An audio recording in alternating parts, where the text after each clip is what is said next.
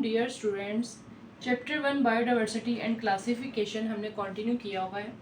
हमने डोमेन्स पढ़ी। डोमेन्स के बाद हमने एनिमिलिया के साथ अब हम फाइलम डिस्कस कर रहे हैं। फाइलम पोरिफेरा और फाइलम हमने नाइडेरिया भी डिस्कस किया है और आज हम फाइलम प्लेटिहेल्मिन्थेस जो है वो डिस्कस करेंगे। डियर स्टूडेंट्स, बहुत इंपॉर्टेंट फाइलम है ये, बहुत इंपॉर्टेंट फाइलम है और इसके साथ इसके करैक्टर्स बहुत आसान है, आपके लिए लर्न करना बहुत आसान होगा। आज हम फाइलम प्लेटिहेल्मिन्थेस डिस्कस करेंगे। फाइलम प्लेटिहेल्मिन्थेस क्या है, इसमें कौन से ऑर्गेनिजम्स आते हैं, इनका बॉडी स्ट्रक्चर कैसा है, इनकी बॉडी ऑर्गेनाइजेशन क्या है, आज हम ये सब चीज़ें इसमें डिस्कस करेंगे। सबसे पहले आपने याद रखना है कि फाइलम प्लेटिहेल्मिन्थेस में हमारे पास फ्लैट वर्म्स आते हैं और फ्लैट वर्म्स एक्चुअल में क्या हैं। फ्लैट वर्म्स हमारे पास फ्री लिविंग ऑर्गेनिजम्स हैं। ये बात आपने याद रखनी है कि फ्लैट वर्म हमारे पास फ्री लिविंग ऑर्गेनिजम्स है, ठीक है।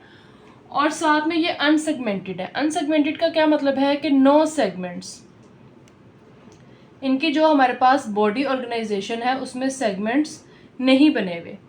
बॉडी इनकी बहुत सॉफ्ट है, नर्म है और इसके साथ ही ये डोर्सो वेंट्रली कॉम्प्रेस्ड है। Dorso ventrally compressed, dorso ventrally basically दो वर्ड्स हैं, डोर्सो और वेंट्रली। डोर्सल और वेंट्रल, डोर्सल कौन सी साइड होगी डियर स्टूडेंट्स, एनाटॉमी अगर हम डिस्कस करें इसकी तो बैक साइड या अपर साइड जो है वो इसकी डोर्सल सरफेस है और इसके साथ जो हमारे पास वेंट्रल सरफेस है वो हमारे पास फ्रंट और बेली, फ्रंट जो सामने की साइड है, बेली वाली साइड है, वो हमारे पास इसकी वेंट्रल साइड है। तो डोर्सो वेंट्रली का क्या मतलब हुआ, डोर्सल वेंट्रल दो सरफेस हमने डिस्कस की और ये दोनों सरफेस अगर इस तरह से कॉम्प्रेस कर दी जाए डियर स्टूडेंट्स तो ये नैरो स्ट्रक्चर हो जाएगा। कॉम्प्रेस हम किस तरह से करेंगे, ये हमारे पास इसका फ्रंट पार्ट है और ये हमारे पास इसका बैक पार्ट है। इनको हम अगर ऐसे कर देंगे एक डिस्क की तरह, इस तरह से कॉम्प्रेस कर देंगे तो ये नैरो स्ट्रक्चर बन जाएगा। डियर स्टूडेंट्स, इसके बाद हम इसका हैबिटेट डिस्कस करेंगे। हैबिटेट में हमारे पास ये फ्री लिविंग ऑर्गेनिजम्स हैं और फ्री लिविंग में अगर हम देखें तो हमारे पास प्लेनेरिया की एग्जांपल आती है। ये एक स्ट्रक्चर मैंने प्लेनेरिया का आपके साथ शेयर किया है। यहाँ पर ये इसके आई स्पॉट्स हैं, ये आई स्पॉट्स हैं। अगर फर्दर हम इसकी प्रॉपर्टी डिस्कस करें तो ये एंडो पैरासाइट है। एंडो का मतलब क्या है dear students, inside the body, inside the body. और पैरासाइट का क्या मतलब है, कोई भी ऑर्गेनिज्म जो एनिमल्स में या ह्यूमंस में जो डिजीज कॉज करते हैं। तो एंडोपैरासाइट की एग्जांपल हमारे पास लिवर फ्लूक है, टेपवर्म है और ब्लड फ्लूक है। ये एनिमल्स में भी एज वेल एज ह्यूमंस में भी डिजीज कॉज करते हैं। तो इस तरह से इनकी प्रॉपर्टी है कि ये एंडोपैरासाइट्स है। नेक्स्ट इनकी प्रॉपर्टी है हमारे पास वो है ट्रिप्लोब्लास्टिक। ट्रिप्लो का मतलब ही क्या है, ट्राई का मतलब होता है तीन। जो लास्ट हमने फाइलम डिस्कस किए उनकी जो बॉडी ऑर्गेनाइजेशन थी वो डिप्लोब्लास्टिक थी। डिप्लो का मतलब होता है दो, ये ट्रिप्लोब्लास्टिक है, मतलब तीन लेयर्स हैं इसमें। Organisms that develop from 3 primary germ layers during embryonic development, जो इनकी स्टेज है एम्ब्रियोनिक डेवलपमेंट की जो स्टेज है उस स्टेज में ये 3 प्राइमरी जर्म लेयर्स से डेवलप होते हैं, इसलिए इनको ट्रिप्लोब्लास्टिक कहते हैं। और डियर स्टूडेंट्स, अगर हम उन लेयर्स के नाम देखें कौन कौन सी लेयर्स हैं, आपने याद रखना है वो लेयर एक्टोडर्म है, एंडोडर्म है और मेसोडर्म है। तो ये 3 लेयर्स हैं जिनसे इनकी एम्ब्रियोनिक डेवलपमेंट होती है। नेक्स्ट डियर स्टूडेंट्स, अगर हम देखें तो इनकी प्रॉपर्टी है कि दे आर एसिलोमेट्स। ये एसिलोमेट्स है। ए का मतलब क्या है, no. Coelomates, no coelom cavity. इनमें no coelom cavity, no coelom. इनमें लैक अ ट्रू सिलोम, इनमें जो सिलोम है वो मौजूद नहीं है। और सिलोम क्या है बेटे, आपने याद रखना है, ये हमारे पास फ्लूइड फिल्ड कैविटी होती है। तो जो हमारे पास फाइलम प्लेटिहेल्मिन्थेस हैं इन ऑर्गेनिजम्स में फ्लूइड फिल्ड कैविटी एब्सेंट होती है। इसके बाद इनमें एक नई टर्म हम डिस्कस करेंगे, पैरेन्काइमा। पैरेन्काइमा क्या है, a loose connective tissue. Parenchyma loose connective tissue है और किसके दरमियान है, ये फिल है स्पेस आप यहाँ पे लिख सकते हैं स्पेस फिल है किसके दरमियान, बॉडी वॉल और साथ में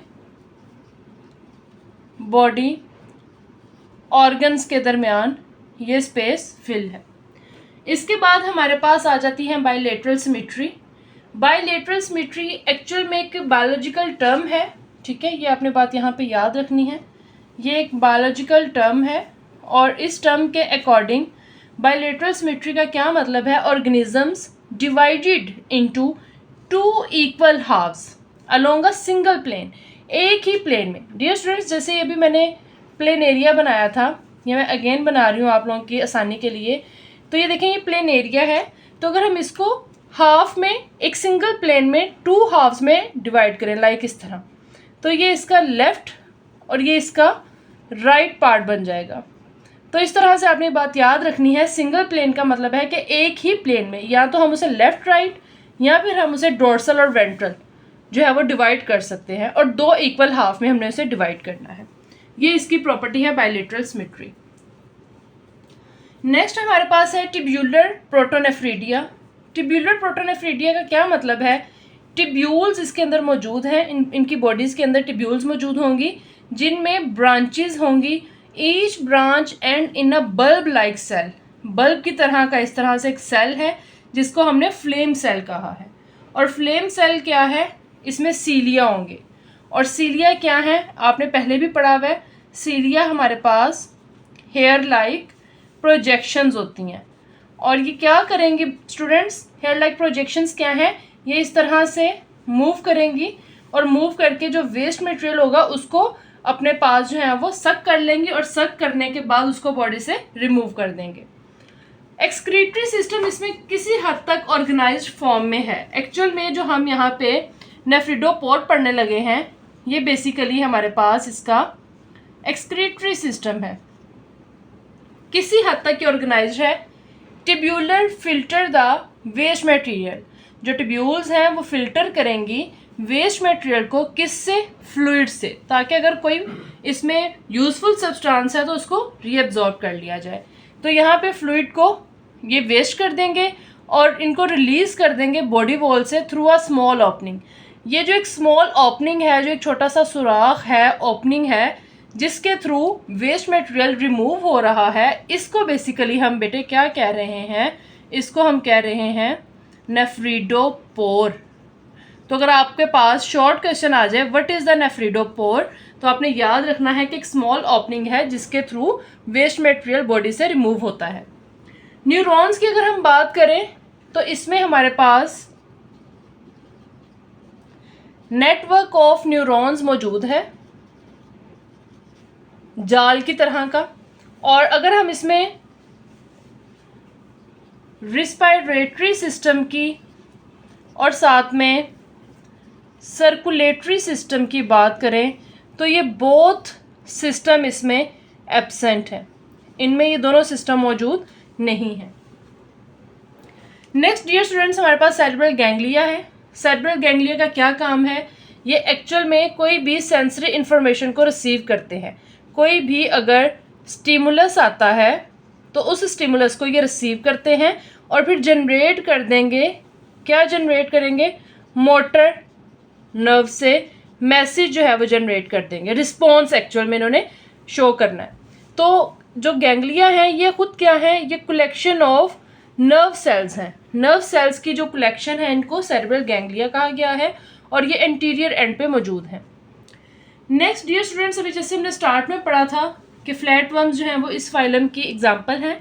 तो फ्लैट वर्म्स के बारे में हमने पहले भी पढ़ा कि फ्लैट वर्म्स फ्री लिविंग हैं, मोटाइल हैं। फ्री लिविंग का यही मतलब है कि they are motile, they can move.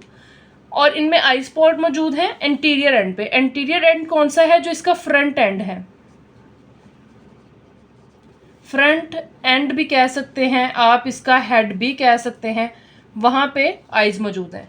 और जो रिप्रोडक्शन है वो एसेक्सुअली रिप्रोडक्शन है, और वो किस में है, फ्लैटवर्म में। उन ऑर्गेनिजम्स में फ्लैटवर्म के जो एसेक्सुअल रिप्रोडक्शन करते हैं वो बाइनरी फिशन के थ्रू करते हैं। ये बात भी आपने याद रखनी है क्योंकि इनमें दोनों तरह से रिप्रोडक्शन होती है। एसेक्सुअल रिप्रोडक्शन भी होती है और सेक्सुअल रिप्रोडक्शन भी होती है। जो सेक्सुअली रिप्रोडक्शन है उसमें जो फ्लैटवर्म्स हैं वो हर्माफ्रोडाइट हैं। हर्माफ्रोडाइट के लिए अगर हम अदर वर्ड यूज़ करें तो इसका मतलब है बायसेक्सुअल। बायसेक्सुअल का क्या मतलब है डियर स्टूडेंट्स? लाइक अगर एक ही ऑर्गेनिज्म है हमारे पास तो उस ऑर्गेनिज्म में मेल एंड फीमेल दोनों के सेक्स ऑर्गन्स मौजूद होंगे और वो एक टाइम में एज अ मेल और एज अ फीमेल वर्क कर सकता है। तो डियर स्टूडेंट्स ये हमारे पास फाइलम प्लेटिलमंथेसिस था जो कि हमारे पास आज का थर्ड फाइलम था।